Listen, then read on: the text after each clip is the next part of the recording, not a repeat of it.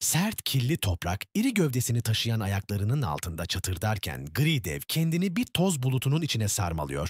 Hortumundan fışkıran ince kum, gün ışığının solgun gölgesinde gümüşü bir şelale gibi dökülüyor.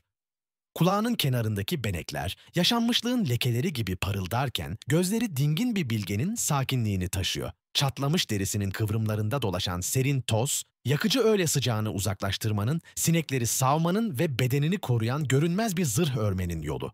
Nehrin belirsiz pembe ufkunda, çoktan içip doymuş olduğu suyun serin hatırası titriyor. Şimdi sahildeki bu ritüel, hem oyun, hem bakım, hem özgürlük, hem bir kadim alışkanlık olarak akıyor.